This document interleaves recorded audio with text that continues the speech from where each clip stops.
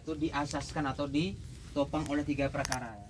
Jadi jangan sampai kita mengakui ya keislaman kita tapi nggak punya 3 macam ini. Yang pertama, ilmu yang harus kita tanamkan ya setelah kita mengenal Islam adalah tauhid. Nah, karena berdasarkan dalil awaluddin ma'rifatullah, tauhidnya. Nah, jadi ya ketika kita sudah menganut agama Islam, mengakui akan keagamaan Islam ya, tuntutan kita itu dalam yang awal yang dipentingkan adalah ilmu tauhidnya, atau itu dibahasakan dengan ilmu teologi. Ya, karena sebelum Nabi lahir tuh ya ada yang memang beragamakan lepas selang masyarakat daripada Tuhan seperti Majusi, penyembah api ya, atau penyembah berhala-berhala, atau penyembah ada juga ajaran Nabi Musa ya, yaitu dengan disebut dengan Bani Israel atau dengan Al-Hawariyun kan, kaum-kaum tersebut itu masih menganut agama Islam, tapi mereka telah tercampur dengan agama-agama yang tidak apa tuh dapat atau dengan kemusyrikan ya, seperti menyembah berhala atau menyembahkan Nabi Isa. Nah, datanglah Nabi Muhammad yang membawakan ilmu tauhid atau teologi. Ini yang dibahas nanti dengan i'tikad, keyakinan.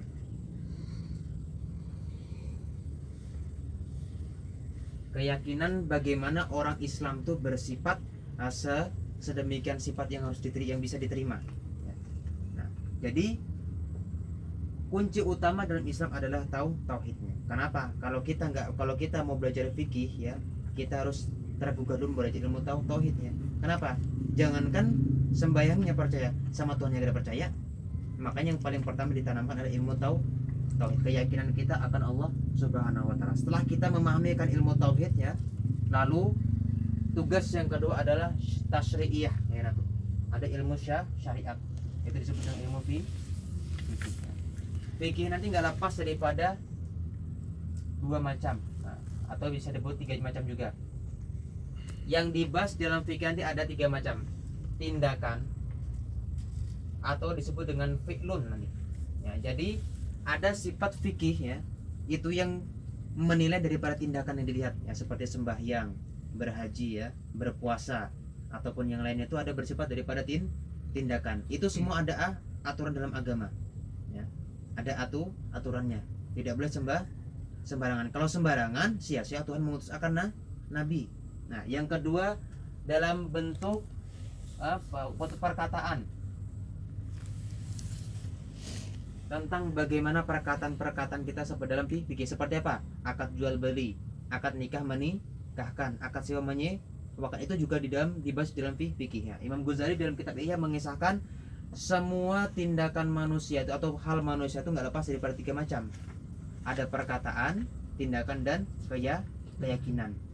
Dan ini semua nggak lepas daripada hubungan yang kaitannya dengan Allah Subhanahu wa taala dengan makhluk ya. Yang pertama, hubungan yang kaitannya dengan Allah Subhanahu wa taala disebut dengan ibadah. Yang berkaitan dengan makhluk namanya muamalah ya. Jadi keseharian kita fikih yang dibahas cuma ibadah dengan muamalah nantinya. Yang ketiga dengan ada niat. Niat dalam mengerjakan sesuatu nanti. Itu juga dibahas dalam ilmu fikih. Nah, yang ketiga nanti perkawinan daripada tauhid dengan fikih, maka muncullah ilmu tasawuf. Tasawuf ini bidang yang tidak tersendiri ya. Ini lahir nantinya dari tauhid atau sebagian, dan dari fikih juga sebagian. Contohnya orang kalau cuma pakai fikih ya, tauhidnya kurang kuat ya, bisa mengakui sembahyang dia sorangan ya. Perbuatan itu cuma dinisbahkan kepada diri seorang.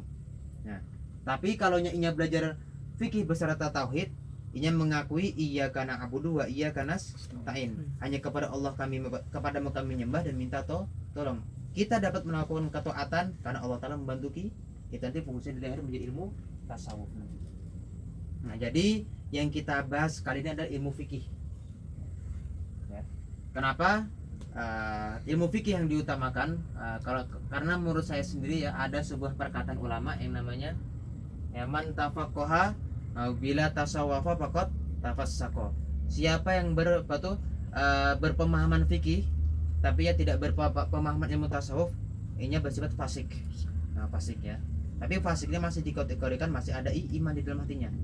Tapi kalau man tasawwafa bila tafaqaha, siapa yang bertasawuf tanpa ada fikih, makanya tazandaqa, kafir zin. Apa itu kafir zindik? Kafir zindik adalah secara zahir kita katakan Islam, tapi secara batin tidak dikatakan Islam. Contohnya pemahaman-pemahaman syubhat zaman sekarang seperti sembahyang tidak wajib.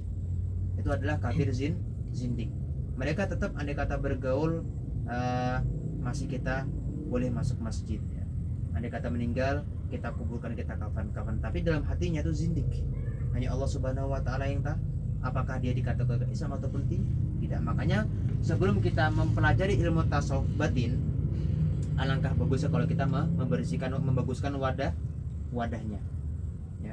Contohlah imam-imam dulu kita dahulu seperti Imam Syafi'i, Imam Ghazali, Imam Nawawi, imam-imam besar kita, Ibnu Hajar dan selainnya.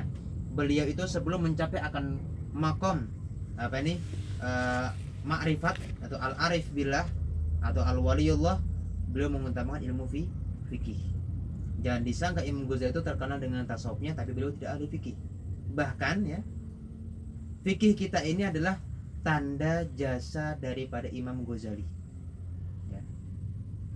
Jadi nanti strukturnya kalau kita baca kitab fikih ya, mungkin masih pertama kita belum ada catatan. Nanti kalau sudah kita membahas apa itu masuk ke pembahasan baru kita ada catatan ya. Kitab Imam Syafi'i memiliki 4 kitab ya. Kitab yang langsung dikarang oleh Imam Syafi'i adalah kitab Al-Um. Kitab Al-Um ini sudah dikarang oleh Imam Syafi'i tapi melalui akal az-zihnu dulu, di dalam kandungan. Imam Syafi'i sudah merancang atau mengkonsepkan kitab dalam pikiran mulai sejak dalam karena Imam Syafi'i itu lama kandungannya sebatu 4 tahun ya. Itu masa kandungan yang paling lama. Beliau sudah menyelesaikan kitab Al-Um di dalam akal. Sehingga ketika beliau lahir dan diberikan akal Allah Subhanahu wa taala, baru beliau mulai menulis kitab Al-Um tadi. Ya. Yang kedua, ini kitab Al-Imla. Ini sejarah keilmuan kitab-kitab fikih ya.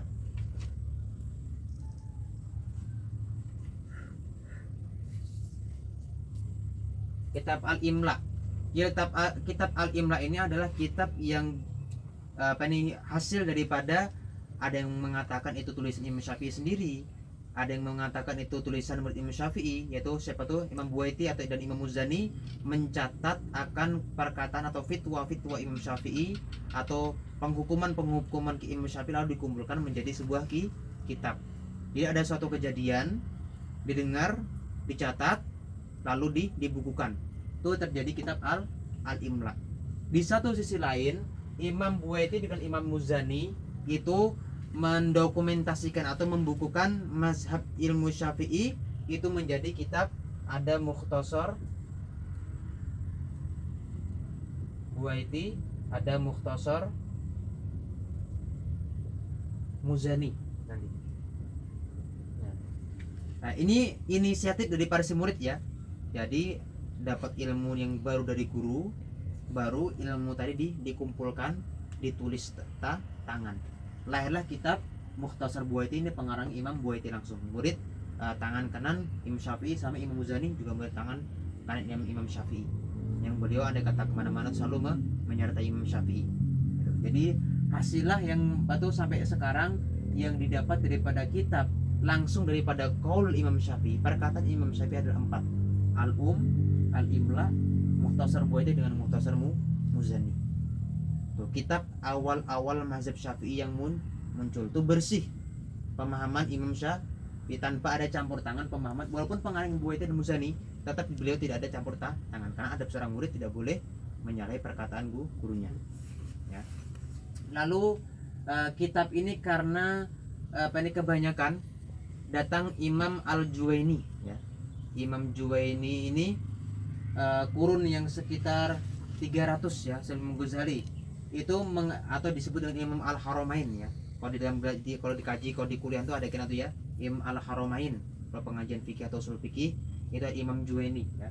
Abdul Malik Al-Ma'ali mengkumpulkan atau merangkum kitab Al-Imla, Mukhtasar Buaiti, Mukhtasar Muzani menjadi satu kitab, yaitu Nihayatul Matlab. Nah, kitab Nihayatul Matlab ini sebanyak sekitar 21 jilid yang di Indonesia itu cetakan Darul Kutub Islamiyah. Itu ada 21 jilid. Itu murni ringkasan Imam Haramain merangkum daripada 4 kitab ini. Nah, lalu kita kembali ke pembicaraan kita. Imam Haramain memiliki murid Imam Ghazali. Nah, jadi inisiatif Imam Ghazali kalau nggak mazhab Syafi'i kita terusakan nanti bisa habis. Sebagaimana mazhab itu kan nggak 4 aja, ada 12 mazhab tuh. Ada 12 mazhab ya, seperti Sufyan As-Tsauri, ada mazhab Sulaiman bin Syahab, itu banyak ya. Dan itu tapi yang terakui dan tercatat riwayatnya sampai sekarang cuma ada 4 mazhab. Kenapa? Karena ada penerusnya. Yang sisanya tadi nggak punya makanya nggak sampai kepada kita. Jadi kalau kita ingin menganut mazhab, pilih yang 4. Selain yang 4 ini tidak diakui ya, karena itu bisa diihtimalkan atau dikemungkinankan mazhab yang putus atau pemikiran yang putus. Nah, tidak sampai. Nah, lalu Nihayatul Matlab ini diringkas oleh Imam Ghazali menjadi kitab basit. Menjadi kitab basit. Nah, lalu ditinjau Imam Ghazali ini masih masih pemahamannya masih keluasan. Masih terlalu besar pemahamannya untuk secara orang awam, apalagi orang yang masa depan itu untuk memaham untuk kitab-kitab yang tebal itu masih mereka kurang menyemangatkan. Lalu beliau ringkasnya menjadi kitab wasit, pertengahan ya. Menjadi kitab wasit ya. Lalu kitab wasit masih dikatakan Imam Ghazali ini masih apa ini ketebalan. Lalu beliau ringkasnya menjadi kitab wajiz. Lalu beliau ringkas lagi supaya bisa dihafal menjadi kitab Al-Khulasah. Lalu yang banyak diambil oleh ulama itu berasal daripada kitab wajiz. Karena ada satu pendapat kitab Al-Khulasah ini tidak ditemukan, hilang. Makanya kalau dicari maktabah atau di perpustakaan tuh saya tuh nggak ketemu. Yang dapat cuma kitab Al-Wajiz ini di Maktabatus Syamilah sudah ada ya. Wajiz ini. Wajiz ada termasuk imam besar 2 kita. Ya tuh kalau nanti belajar fikih ya atau di kuliahan tuh nggak lepas daripada Imam Romli dengan Imam Nawawi. Nah, datang Imam Romli dan Imam Nawawi. Nah, didapat tuh lalu wajiz ini diringkas sama Imam Romli menjadi kitab Al-Muharrar. Belum ya. Ada namanya Syarhul Kabir, Syarhul Sagir, ada Syarah Kabir, ada Syarah Shagir, ada Syarah Kabir. Ya, jadi kitab ini betul dijabarkan karena tadi wajiz sudah kecil kitabnya, lalu diperjelas sama Imam Romli menjadi ada Syarah Shagir dengan Syarah Kabir. Syarah Kabir ini juga disebut dengan kitab Al-Aziz. Batu masyhurnya. Bahkan sekarang kalau kata dicetak itu banyak lebih dikenal dengan kitab Al-Aziz ya. Kitab Al-Aziz milik Imam Romli. Lalu kitab Aziz ini tadi diikhtisar menjadi kitab Muharrar milik Imam Romli masih ya. Nah, lalu Muharrar tadi ini ada yang meringkas jadi kitab Minhaj. Nah, dari kitab Minhaj inilah lahir banyak kitab yang sampai sekarang ya. Minhaj nanti diserahkan menjadi Al-Mahalli, Kanzur Raghibin itu ya, atau nanti jadi kitab Mughni atau kitab Tuhfah. Nah, lalu nanti dirangkum oleh sampai ini jadi Fathul Mu'in, dari Fathul Qadir sampai ke kitab kita ini. Nah, cuman kitab yang paling semarak dibaca di Indonesia maupun di mancanegara ya seperti adalah kitab Minhaj milik Imam Nawawi. Dan syarah Minhaj yang paling digemari ya para pembaca kitab adalah kitab Tuhfah Ibnu Hajar dengan Imam Romli nanti itu ya kan sejarah kitab-kitab kita fikih ya, perlu kita kenali itu nanti. Nah, lalu kitab fikih ini nanti ya dikumpulkan oleh ulama masa sekarang sampai jadinya sebuah kitab ya, seperti yang kita baca yang masyhur kitab Al-Baijuri atau I'anatul Thalibin, dan yang lain-lainnya yang sama di Indonesia. Nah, termasuk ini kitab Taqri'atus Sadid ini lebih cenderung mengambil daripada dua kitab ya. Beliau kalaunya ibaratnya mengikuti satu kitab yaitu Ibnu Ruslan Zubat ya, beliau lebih cenderung ke situ gaya bahasanya, tapi pemahaman dua macam, mengambil di kitab Tuhfah dengan kitab Mughni. Beliau bukan Mughni ya, Tuhfah dengan Mughni milik Imam Romli beliau di sini nanti. Lalu apa ini? Nah, kita kembali ke kitab tadi. Ini ada Muqaddimah fil hasi ala ta'allum wa tafaqquh fiddin. Ya, bagi buka tuh, mana baca aja haram 5 tuh adakah? Ada. Ini ya kah? Muqaddimah yang kata pengantar atau pendahuluan pada motivasi atas belajar dan tafakuh memaham. Ini ada ta'allum, ada tafakuh. Kalau ta'allum sekedar tahu ya. Apa yang guru bacakan tahu sudah. Tapi kalau tafakuh itu memaham, tahu dan terus menyaring akan perkataan guru tadi sampai akhir nantinya Pak, ini bisa mengembangkan ilmu tersebut, namanya tafakuh. Nah, fiddin. Ini langsung ditulis dengan biqalamil Habib Al-Alamah Zain bin Ibrahim bin Sumet hafazallah. Jadi ini ada sedikit akan kita bacakan nasihat-nasihat Imam Habib Zain bin Smith ya. Apa kata beliau? Alhamdulillahil fatahil alimi alladzi arsyada man istafahu min ibadihi lit-ta'allumi wa ta'lim. Segala puji milik Allah yang membukakan, yang maha mengetahui, yang zat yang menunjukkan atau memberikan petunjuk akan orang yang ia pilih daripada hambanya untuk belajar dan mengajarkan. Jadi siapapun orang yang belajar ilmu agama dan siapapun orang yang mengajarkan ilmu agama, itu mereka yang mendapat petunjuk daripada Allah Subhanahu wa ta'ala. Jadi ibarat guru saya Bahari ya, andai biarpun malaikat Jibril langsung yang turun menyuruh kita belajar, kalau orang tuh nggak dapat taufik, nggak dapat irsyad daripada Tuhan, maka ia nggak bakal belajar ya. Waja'ala, jadi bersyukur kita kalau sudah di dalam hati ditanamkan bisa dan betul-betul mau dan ada kesempatan untuk bisa belajar agama. Waja'ala ilma sababan najati wal fauzi bizul fa indal malikil azimi.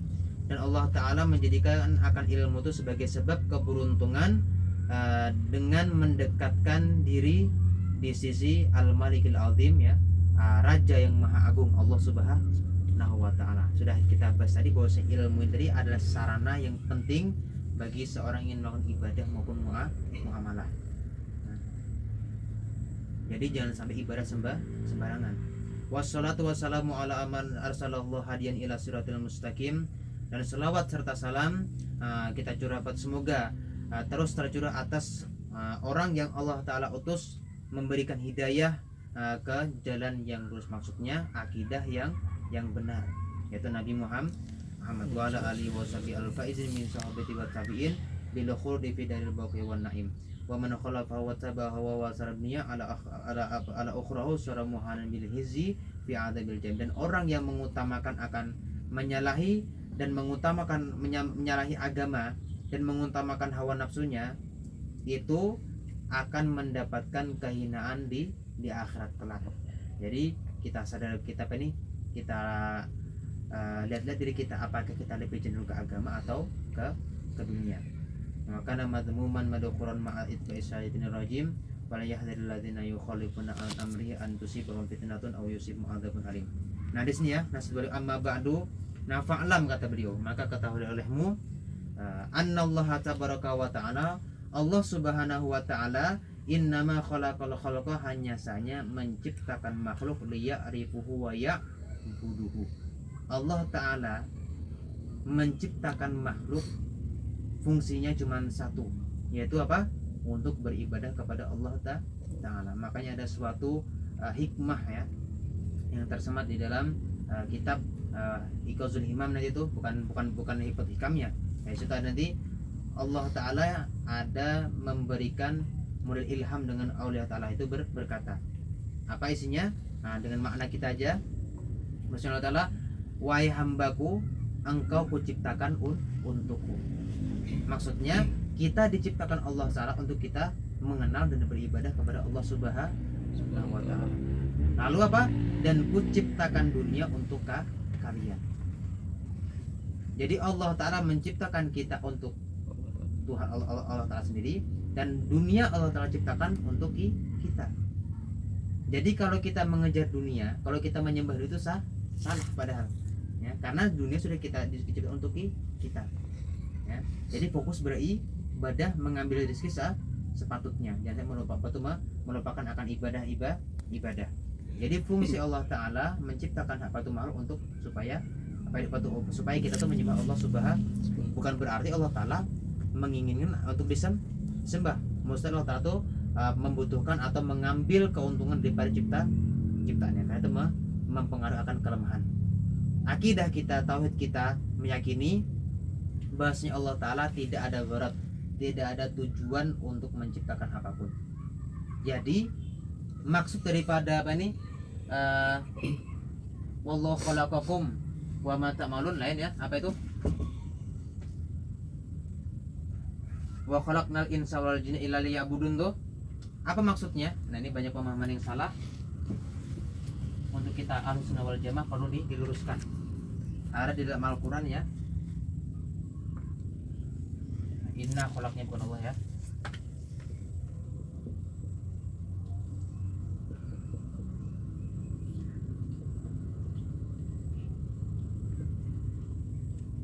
Wa ma khalaqtu.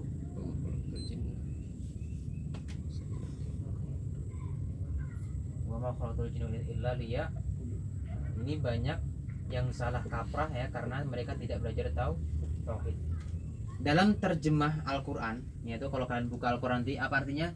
Dan tidaklah aku menciptakan jin dan manusia melainkan supaya mereka menyembah. Berarti pemahaman kita apa secara sepintas? Allah Subhanahu wa Ta'ala berhajat dengan ibadah kita. Allah Ta'ala membutuhkan dengan ibadah kita. Padahal akidah kita Ahlussunnah wal Jamaah, Allah Ta'ala mustahil berhajat kepada makhluk, mengambil keuntungan kepada makhluk. Ini bukan diarti supaya, ya, kalau di dalam usul fikih nanti ini bukan litaklil, bukan makna karena, bukan makna alasan, tapi ini makna lil akibah.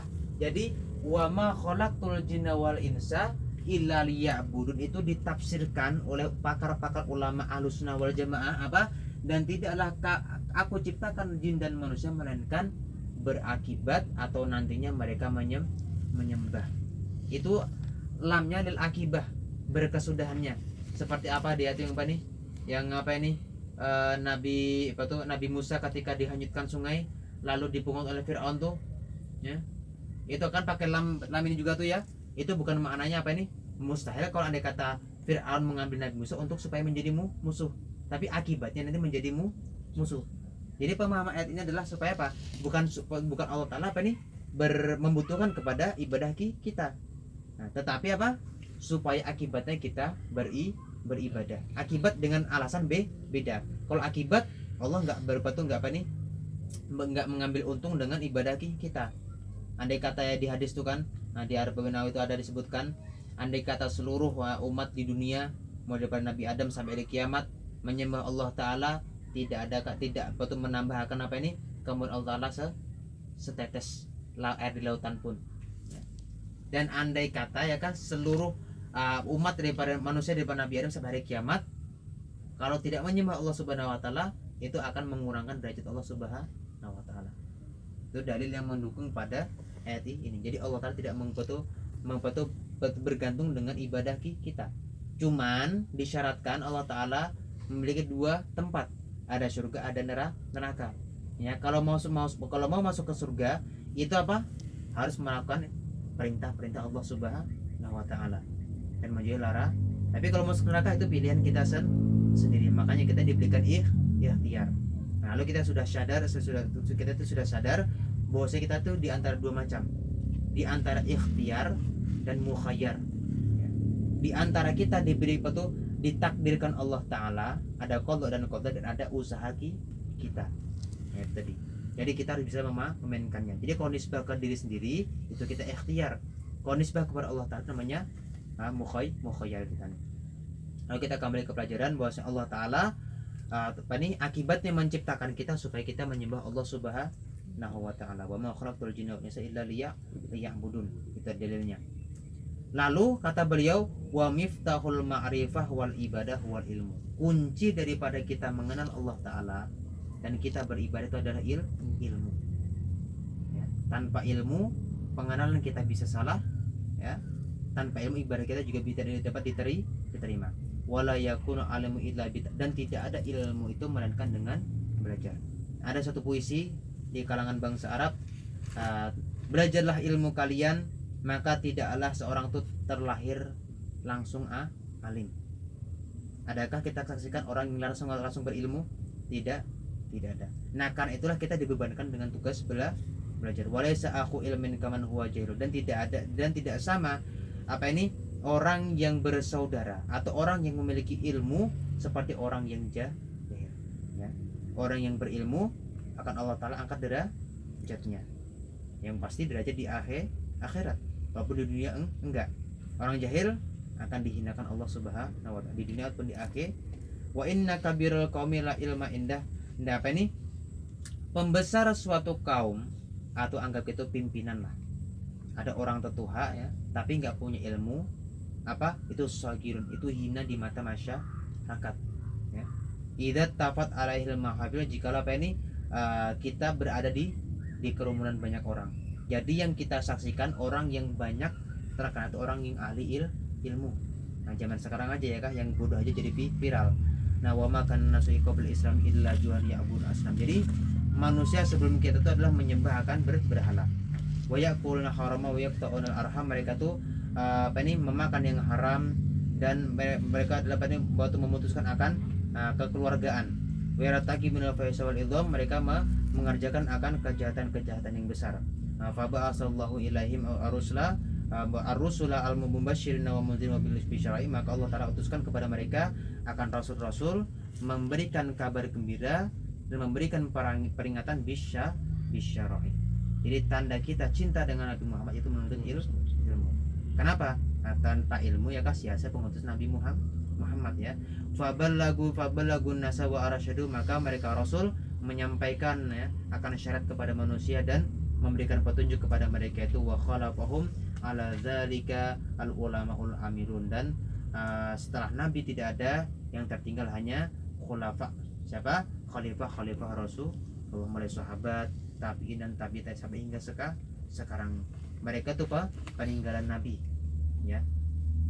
Wa du'atun nasihun. Dan doatun nasihun ini pendakwah, ya. Wahum khulafa'ur rusuli wa nawabuhum falam yazaliddin biwasitatihim mutanakilan fil ummatil muhammadiyah hatta wasala ilaina. Sampai sekarang ini agama Nabi Muhammad sampai kepada kita. Nah, summa inna dinanal islami qaimun ala asasil ilmi wal ma'rifah. Nah, kemudian agama kita itu terdiri atas beberapa pondasi-pondasi ilmu dan ma'rifah, pengetahuan dan pengenalan. Pengetahuan kepada apa yang harus kita ketahui dan pengenalan kepada Allah Subhanahu wa ta'ala. Fala yambaghi lil muslim ayyabqa ba'idan an nuril ilmi. Lalu kata beliau apa? Maka tidak sepantasnya bagi orang yang Islam mereka tuh tinggal jauh daripada cahaya keilmuan. Jangan sampai kita ini jauh daripada ilmu agama. Bal labudda ayau kata bisa min mizan nubuwah. Bahkan sepantasnya kita ini mengambil daripada timbangan-timbangan kenabian. Ini dan seterusnya, panjang lebar. Lalu kita ringkas, ya, yaitu halaman 9. Nah, ada takrizul kitab, ini ada sanjungan kitab, yaitu ada berasal daripada Al-Habib Allamah Salim bin Abdullah Asy-Syatiri. Beliau menyanjung ini kitab. Nah, karena ini batu teman beliau yang mengarang ini kitab. Itu nanti itu tidak bisa kita baca. Nah, yang kedua ada sanjungan dalam 13 tuh Al-Muhaqqiq Asyid Umar bin Abdul Hamid Al-Jailani. Beliau ini ada sedikit pesan atau kesan terhadap ini kitab. Halaman 17 itu ada sanjungan daripada Al-Alamah Muhaqqiq Said Hasan bin Muhammad Hadi As-Saqaf, ya. Terus halaman 19 itu ada takriz Al-Ustadz Dr. Abdul Haq Al-Hawas berupa batu-batu puisi. At-Takratus Sadida Al-Mas'il Mufidah. Nah, lalu kita masuk kepada isi ini kitab. Ya, jadi kita mulai baca dari sini, ya. Bismillahirrahmanirrahim. Alhamdulillah, baris dulu supaya nyaman. Alhamdulillahil muridi khairan liman fid dini tafaqquha. Ya. Alhamdulillahil muridi khairan liman fid dini tafaqquha. Farafa sya'nal ulama'i wa a'ta kulladhi haqqin haqqahu. Wa ja'alal fikha at-tariqal musila ila ridahu. Wasabilal muaddiya ila atsba ila itsba'i habibihi wa mustafahu. Wassalatu wassalamu ala man hassa ala al-fiqhi wa ja'alahu fid dinil imada wa basyara man alama wa ta'allama wastafada bisuhulatit tariqi ila jannatil khuldi yaumal ma'adi wa ala alihi wa sahbihi alladziina amilu bima alimu wa kanu fi awwali safin fi majalis ilmi wal jihadi. Bismillahirrahmanirrahim. Segala puji hanya milik Allah Ta'ala yang maha mengkehendaki al-murid, al-iradah, akan kebaikan liman bagi seseorang pada agama ia belajar. Ini ada sebuah iktibas atau ambilan daripada sebuah hadis yang kita sampaikan dan sebagai motivator dalam fikih.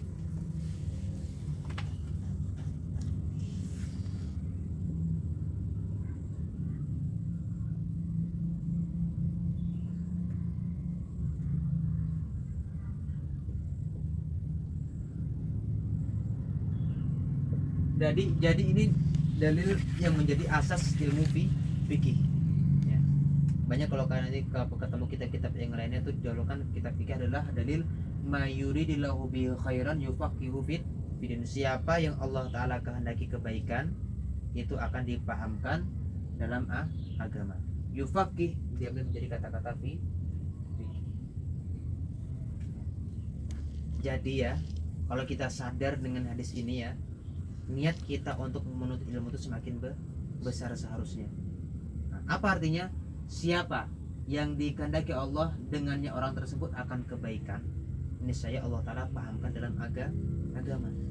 Jadi orang yang paham dalam agama itu orang yang telah dapat kehendak Allah Ta'ala sebagai kebaikan. Nah, pemahamannya, kalau orang tersebut tidak dipahamkan agama sama sekali, Allah tidak mempedulikan. Makanya ada kata ulama ya, mayubali bidinih ya, siapa yang peduli dengan agamanya, yubalilah bi amri nafsi, Allah akan peduli dengan perkara di dirinya. Waman lam yubali bi nafsi bi amri dini, siapa yang tidak peduli dengan perkara agamanya, maka Allah Ta'ala juga tidak peduli. Jadi kalau kita ingin dipedulikan Allah Ta'ala, maka perbagusilah agama kita. Lalu farafa asya'nal ulama wa ataqul ladzi haqqin haqqah, maka Allah Ta'ala mengangkat akan derajat ulama dan memberikan setiap yang memiliki hak akan haknya. Allah Ta'ala mengangkat akan derajat ke ulama-ulama. Wa ja'al fika at-tariqal musi'ila ridha. Jadi fikih ini suatu jalan atau sarana untuk mencapai keridhaan Allah Subhanahu wa Ta'ala. Ilmu fikih. Nah, zaman sekarang ada yang meremehkan fikih ya. Wasabilal mu'adiyya ila tibai habibihi musabana. Ini dan jalan untuk mencapai mengikuti akan kekasihnya dan pilihan siapa? Nabi Muhammad. Jadi yang ngakunya cinta sama Nabi Muhammad harus belajar ilmu fikih ya. Wassalatu wassalamu ala man hasa al fikih wa ja'ala fi dini wa al iman. Jadi Nabi Muhammad ini menjadikan akan fikih sebagai tiang agama. Wa basyara man alama wa ta'alama wastafada wa bisuhati tariqi ila jannatil khuldi yaumal ma'di wa ala alihi washabihi alladziina amilu bima alimu wa kana fi awwali safin fi majlisil ilmi wal jihad. Amma ba'du fayaqul fakir, maka Al Habib Zain bin Smith berkata ila rabbihi wa al-altaf Hasan bin Ahmad bin Muhammad al-Qawad. Tidak ya, ini penyusun ini kitab hadhihi masailul majmu'atun, ini tidak kita baca. Nah, sudah kita jelaskan tadi itu. Langsung ke halaman 29.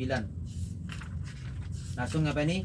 Muqaddimatun fil madzhabi syafi'i. Kita baru masuk ke dalam teori.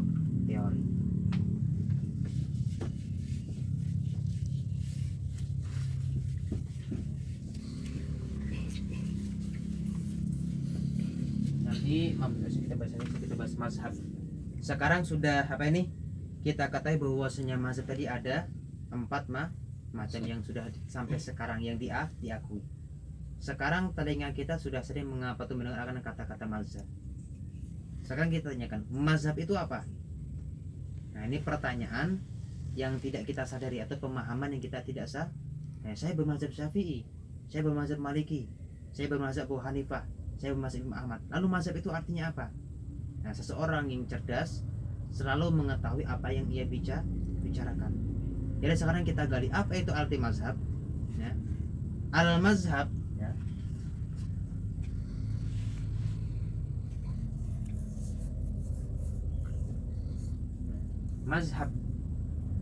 Mazhab ini adalah suatu bahasa Arab, bukan bahasa kita, tapi diliterasikan jadi bahasa Indonesia. Bahkan sekarang sudah menjadi istilah Indonesia, ya, bahasa kita sendiri. Kita bermazhab Syafi'i. Nah, lalu mazhab kalau kita gali maknanya, ini ada dua pemahaman. Ada makna secara bahasa, ada makna secara istilah. Mazhab dalam artian bahasa adalah tempat pergi.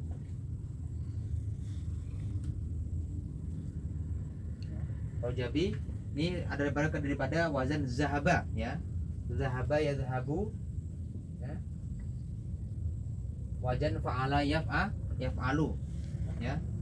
Ini adalah isim makan daripada zahaba maf'alun, mazhabun. Jadi zahaba yazhabu zahaban fa huwa zahibun wa zaka madhhabun idhab la tadhhab madhhabun. Isim makan atau nama tempat daripada kata-kata pergi. Jadi mazhab adalah nama atau tempat pergi. Itu arti secara bahasa. Lalu daripada ini tadi diambil menjadi istilah, ya, al-ahkam atau hukum-hukum yang mengandung atasnya beberapa masalah. Secara istilah, secara bahasa atau secara apa ini? Link, ya. Ini secara istilah atau dalam KBBI bisa disebut dengan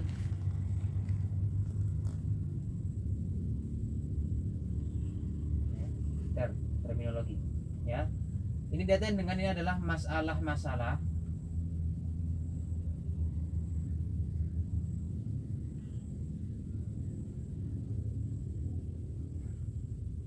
hukum-hukum lah, ya, hukum-hukum tepatnya.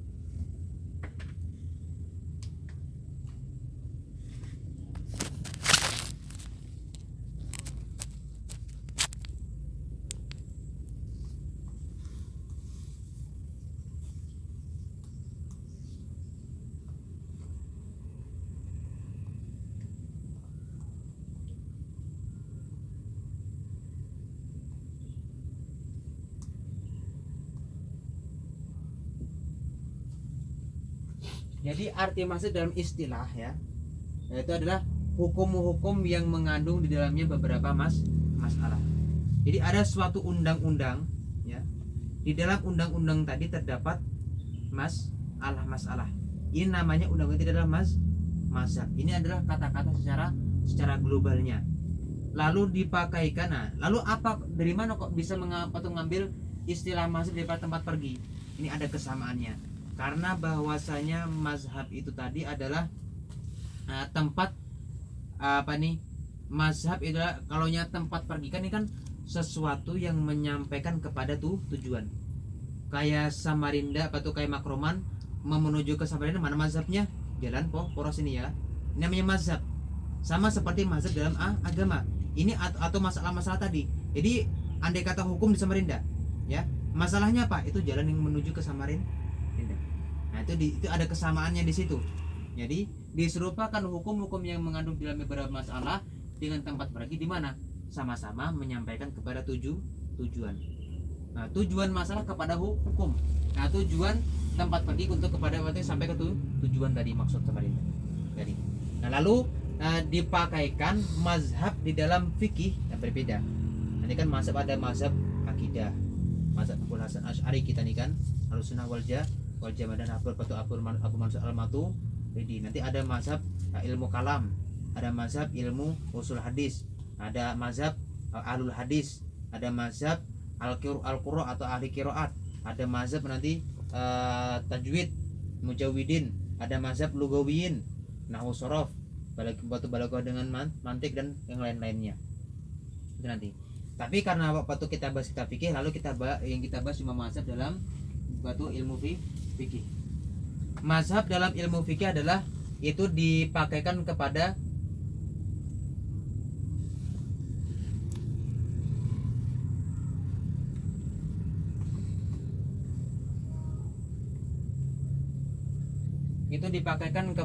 hukum-hukum fikih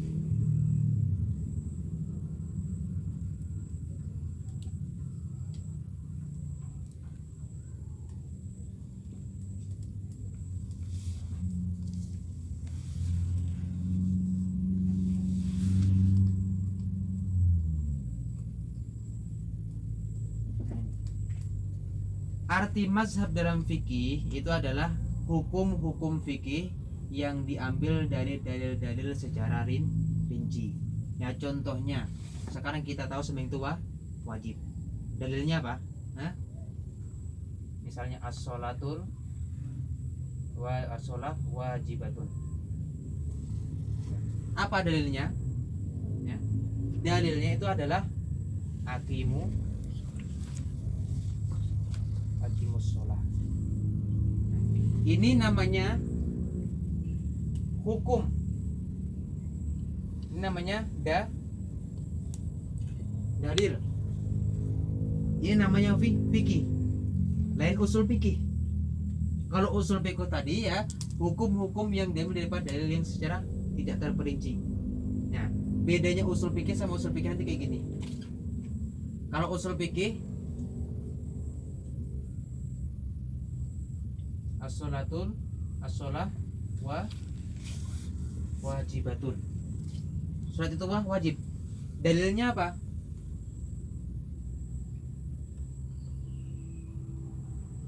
Al-amru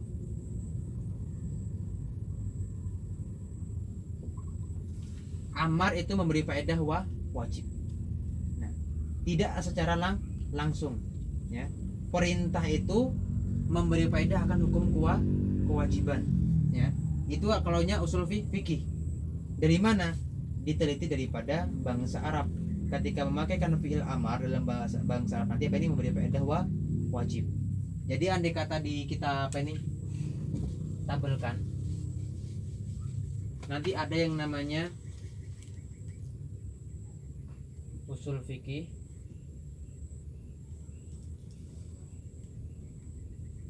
ada nanti namanya dalil, ada nanti namanya hukum. Nih apa nih? Ini apa ini tingkatannya? Usul fikih contohnya apa? Apa ini? Kaidahnya adalah seperti tadi. Ini perintah memberi faedah wajib. Dalilnya apa? Laksanakanlah oleh kalian akan sholat. Nah, aqimu adalah bentuk perintah. Maka ada hukum apa? As-sholatu wajibah. Ini adalah usul fikih dan fikih. Jadi apa ini? Hukum-hukum fikih yang daripada dalil secara rinci. Nah, karena apa? Seharusnya taklid kita yang benar ya. Selain kita mengetahui sembahyang itu wajib, kita juga harus mengetahui dalilnya. Ini apa ini sebuah pemahaman yang sudah dilupakan. Ya kata kita apa nih? Cukup apa ini tahu sembahyang itu wajib sudah sahaja. Padahal apa ini perlu ditingkatkan lagi bahwasanya enggak cuma sekedar tahu sembahyang, dalil sembahyang juga kenapa kamu sembahyang? Karena disuruh Allah Ta'ala. Apa maksudnya? Aqimus sholah. Cukup saya itu. Kenapa puasa? Karena diperintah Allah Ta'ala. Jangan cuma sampai kita tahu puasa itu wajib, tapi juga kita akan lihat nanti kan kita akan lihat kita pikir nanti semua nanti ya. Nah itu tadi ilmu fikih ya, tapi ini dengan metode ijtihad tambahin. Nah